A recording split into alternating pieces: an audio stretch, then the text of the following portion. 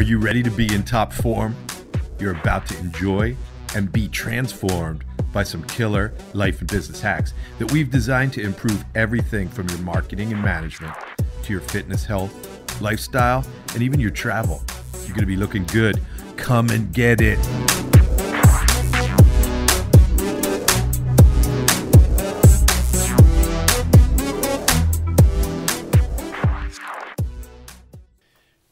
Hello. Hello. Welcome to In Top Form. I'm Dave Fries. Sam Sikdar. We are here today on our next show in a series that we're doing on the client, customer, patient lifestyle. So if you landed here without hearing or seeing the other ones, just a quick reminder that the client, customer, patient life cycle is something which, if you give it a little bit of thought, can be very rewarding for you and very enriching of the experience for the client, patient, and customer, which has all kinds of good and cascading effects for you. We had an overview show where we took people like from the start to the end. We're a little bit further than midway through. We did a show on attention awareness and then a show on rapport and using education to build rapport and then transitioning into and building trust. We just finished. The one before this was on indoctrination. Very dark show. If you haven't looked at it and listened to it, you should. And now we've gotten to the moment that everybody is waiting for. And we're already midway through, and we're just now talking about purchase. And upsell. Yeah. So why is that, Sam? Why so that's, so long? That's a really interesting point, right? Is we're talking about the customer journey. And the customer journey, I think a lot of people think is after they buy, what happens? Right. But really that journey starts much, much earlier. And it might not be earlier in time, but it's earlier in sequence. And we should pay more attention to it because it's very informative. How they go from rapport to trust, how they decide whether it's time to buy for you. And that's where we are right now is we've gotten them to, we've gotten their attention. We've articulated a problem or a desire that they have in a way that lets them know that we truly understand them. Therefore, we've built rapport. And then we have made promises to them just about things they could get or whatever that cause them to begin to trust us. And then we indoctrinate them. We say, by the way, before you even buy, you should know this about us. And this is how we do it and why. And at that point, their trust is even higher. And now, for the first time, we're asking them for the sale. And you once observed in a show in the sequence, but before this, that most people never do this. They actually weirdly do not ask. Yeah. And so why is that? I think I have my own theory. I have several theories. I think one is they don't realize that they're not asking. They're assuming that their prospect knows what to do and how to pay them money and that the business is just going to come to them. Others, my other theory, or other people may suffer from this, like, I don't know, so like anxiety or... Well, we thought about all the phones, but that one. Yeah. Someone's calling in. It's probably Brian. Yeah. Oh, good. Miss Robin took care of it. Excellent. There's this weird queasiness about asking for money. Yeah. Which, by the way, is rooted in a whole bunch of social things that we could talk about. Yeah. But most typically in fear that you don't really have the solution you've been promising. Right. So there's an easy cure for that. Exactly. Which is figure out what that problem is. Stay focused on that. Stay focused on people that want that. Build the best version of you can. And acknowledge to yourself, hey, as I learn more, I can make this better. Yeah. But I got to start somewhere. Yeah, and it's, you have that queasiness about buying, but if you really are taking your customer through this proper journey, you shouldn't have any queasiness about asking for their money. It's just going to go away. You are going to deliver something that is much more valuable than the amount of money they're about to give you. That's the key. That's exactly right. They're going to get some benefit, monetary or not. Right. Like when we were promoting Business Black Ops, that happens to be the sponsor of the show, on the previous shows, we were saying, hey, yeah, it costs at one level, it costs $100 a month. At this level, it costs $197 a month. Why would anyone pay that? And the answer is they would if they made a lot more money or they felt a lot better. Some people pay even more than that. Yes, well, they're right. There's another level of membership where they pay a big multiplier of that, right? So why would they? And it's the same thing in my practice. Why would people pay me 5 times what or 10 times what they would pay some other general practice lawyer or 100 times Yeah. what they would pay to have it done electronically. There are reasons why. Yeah.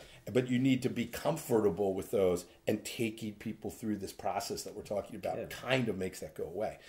Here's the big message from today, is that you need to have a system throughout all of these steps for giving people access to the offer so that when they're ready, they can take it. And that's going to sound weird, but people are told, oh, you should just send out emails that are informational and not make your offer too soon. And, it leads to the opposite effect of what we want, which is that people attract freebie seekers and don't ask them to buy. Right. Instead of attracting people that have a problem and want to pay for a solution that's really going to work for them. The other thing is we want people to be thinking right from the start about the back end. So not just getting a customer or a patient or a client and selling them something and making your money, but having other things that would be compatible, not even necessarily the next level of the same thing, although that could be true too. Like in membership, we sell the newsletter. You could buy that and have access to this 50 or 60 page intelligence briefing every month, strategy, tactics, white files. But you want more? You could get coaching calls. You could get free access to an almost $3,000 event. There's all of these other things that when somebody says, I'm here, I want to buy, we then begin to offer them. So just like you could offer the thing to buy too soon, right? You can offer too many upsells too soon. Yes. So we've all probably experienced this online where you buy something and it says, but wouldn't you like this? And if you say no, it says, but wouldn't you like this? And it goes on 6 times. Yeah. Too much. Or maybe not. You have to we're test arbitrarily saying 6 is too much. But there is a too much somewhere. There's a too much somewhere for each offer. Yeah. And for each kind of client. But not having an upsell is insane. Because there is a very high level of take. If you've carefully identified who the client, the customer, the patient is, and you've gotten their awareness, and you've built rapport, and you've built trust, and you've properly indoctrinated them, there are going to be a significant percentage of those people who want to pay you more almost immediately. Right. So we think about this, most of us do, as an online thing. Oh, I bought this. The shopping cart is going to offer me more things. I bought this thing from Amazon. It says to me, people who bought this might also like this. Well, that's true. But if you run a law office like I do and you're meeting with people, or you run a martial arts gym like you do, or a fitness facility like you do, this could be done in person. It could be done by mail that's followed up. So it can be done across different channels where your initial sale might be in person, but the upsell might be online. Although, don't use that as a reason to fear making it in person. Yes. So, but people who don't take the upsell in person could be offered it by direct mail in these other channels, access to it through social media. So let's each give an example of this if we can, because you said to me recently, either off air in another show, we're now offering an upsell at each level of purchase. At each level of purchase, or like at each chance to purchase, there's always an upsell. So, from a very simple level, the kids buy these boards to break, right? And typically they might buy 1 or 2 at a time, and it's an upsell in the sense that the ticket size is increased, but we're not really increasing margins or anything by doing it. But you buy 1 board, you have an opportunity to buy 10 or 20 at a time. And do people do it all the time? All the time. All the time. In fact, more so because it's convenient. Because they don't have to give their kids cash. They have a card now that they can just, exchange for so boards. But you are probably, you feel, selling more than if you were just selling them 1 at a time. Yes. And you're certainly selling more than if you didn't offer them those. Yes, exactly. So we're definitely selling more. Another example is the level of membership that you're coming in on. So people have a certain expectation. When they're joining a gym, I'm joining it to do kettlebells or martial arts, or I'm enrolling my kid in this basic program. We always give them the opportunity to elevate to another higher level program. If they take that, then we give them an opportunity to elevate to another higher level program. And those are high margins, right? Our biggest cost is getting them in, the initial acquisition cost, and fulfilling that sort of the basic twice a week that people consume. But once we get them into this upgraded programs, it's requires less personnel, less time on the mat, but there's a tremendous amount of perceived value that they receive. Perceived and real value. Yeah. I mean, you're improving. So that's the other thing that gets people over the fear here. People are afraid to ask for the money and then ask for it again. Yeah. Here's a weird statistic for you. You know who's most likely to buy a CD, DVD, internet-based program on learning a language? Somebody who just purchased a program on learning a language within like a couple of months. Sure. Because the fact that they still don't speak French fluently is not because they never put the DVD into the DVD player, you know, to use an old example. It's because something was wrong with that one. Right. So, you know, so we don't want to be jaundiced about this, but the thing is that people who have now committed to doing something in martial arts, there's going to be a certain number of them that want to, need to, and benefit enormously from these other opportunities. So you have to be prepared to do those. Now, there could be an upsell that was tangentially related to martial arts. You have, I don't know if you still have it or not, but you were offering a healthy meal plan where they could pick up absolutely. food. So, like, you might call that a cross-sell. Yeah. You know, but so you come in, hey, this is the level of program that I took, and not that we just because you took a higher level program, I'm still going to offer this cross-sell. Well, because some people now are training more. They have a little bit less time. Yeah. This fulfills a need and solves a problem for them on healthy meal preparation. And it strikes me as a natural thing, if you're training in martial arts, you might also want to improve your diet. Right, exactly. So you can go as far as the high end of that would be to buy pre-purchased meals that get delivered to the gym. You can get all 3 meals of the day delivered. You just pick them up, heat them, and eat. So super convenient. But it could be just as simple as buying protein powder or other like stimulant type of supplements to help your workouts, which are a little less. So you're still making your own food, but I'm going to supplement with protein powder or this caffeine drink or something like that. And do you offer any of those as a subscription? All of them. Sure. Yeah. So here's the thing is, you've now gone to all the time, trouble, money, and expense of bringing in a new customer. Mm-hmm. You now offer them something that's a natural match to many of them, that they desire. They now have purchased 2 levels of subscription from you, at least maybe a third. Mm-hmm.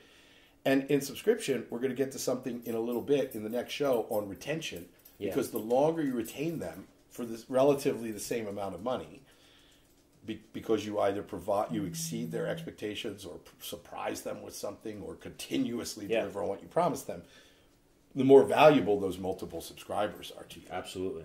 So very powerful, but it's powerful even in a business that doesn't use subscription. So let me use mine. Mine is very interesting. So we'll talk not about membership, which is subscription in Business Black Ops, a sponsor of the show. Right. Just dial 610-933-8069. Ask for Lisa if you have questions. But I like that producer Leslie is just giggling at this now. But let's use the law office, because people don't like to think about estate planning. When they decide to do it, they want it done pretty quickly. Yeah. And when they're done, they figure they're good for the rest of their lives. Right. When typically the laws change and people's circumstances change. And really, they should probably look at it every 3 years and probably redo it every 5 years. So the closer we get our clients to doing that, the more likely they are to be sort of thinking, you know, like, I'm spending lots more money than I think I would spend. But if we do that the right way, they're constantly satisfied. They know and feel they're up to date, that the changes in the law or their personal circumstances haven't outstripped what they did before. Yeah. But should change in personal circumstance. People get divorced. People remarry. People have grandchildren. People have grandchildren going to school, kids going to school, whatever it might be. Yeah. Those things change through time. And how you feel about the allocation of your resources and your legacy change through time. So do the tax laws and things. So we should be, you know, working on that. That's going to be coming up. But when somebody comes in, we may not see them for 3 to 5 more years. So what if we ask a client, do you have kids that are reaching college age? I do. Well, do you want to use this package that gives you a durable power of attorney and permission to get their grades and a HIPAA authorization and a medical power of attorney so you can communicate with their doctor while they're away at school? Well, why do I need that? We now explain. Oh, you can't, your child's 18. They're an adult. Yeah. You can't get any of that. Suddenly, somebody now says, well, yeah, that's going to how much is that going to cost me? We tell them, most people go, well, yeah, we'll get the kids in. Yeah. So Are there ethics issues for lawyers there because they're representing multiple generations? Yes. Do some people say no to that because they don't want to spend the money? Miraculously, very few. Yeah. So there's something, it's different than what they just did, but it's something that is very valuable. Here's a question that I think people fear is, I ask for the upsell, and you say no to the upsell. Does that compromise the trust that I've spent all this time building up until now? It could, Yeah. if you haven't done a good job with building trust. But it's not likely to. You have to do something that's really out of sync, shows that you weren't paying attention to them. So, like if I ask somebody who's 37 and clearly does not have children, it shows I'm not paying attention to them, right? But if I ask somebody who's 67, how about the grandchildren or the kids? Or this thing that you just did for, if I have somebody who's 50, this thing I just did for your kids, would you like your parents to do that for you? Now, yeah, each time I'm doing that because of what I do, that's triggering more work. But it's at a very reduced cost of client acquisition. So that new client is worth more to me. Also, the trust they're coming in with is super high. Because if you're an older parent and your wealthy, thoughtful child is coming to you and saying, you should do this and here's why, you're more likely to trust that person that they're sending them to. Or if you're a child coming into the lawyer and you never had one before, you're much more likely to trust the person that your parents have sent you to. So that client is a really good one. So I think the message of this is, as you're constructing this process of attention and awareness, rapport, trust, indoctrination to sale, you must be thinking, what else can I and should I sell them? I think that having a second upsell is not insane at all if you've built a level of trust. I also think that if they say no, you should say, that's fine. That may not make sense for you now. We'll just send you reminders about it periodically. That might be done through email or SMS. It might not be done for 6 weeks, or it might not be done for 6 months, or it might not be done for a year. But if you've kept this person in the family and continue to build trust with them, they're not going to be offended when a reminder of that upsell or opportunity comes along. And what if their kids were 16? It doesn't make sense. But 2 years later, does it make a lot of sense? Oh, absolutely. Yeah, it makes a whole lot of sense. So your fear of the upsell, I think, is the same fear that you're describing of asking for the sale. In the first place. Place. And it's cured by go back and listen to those other episodes. So we just want to encourage you to think about purchase, upsell, and then each time after that they purchase, think about upsell again. You'll make a lot more money. You'll be happier. Remember to be in top form. I'm Dave Fries. I'm Sikdar. We're signing off. Hope you join us for the next one.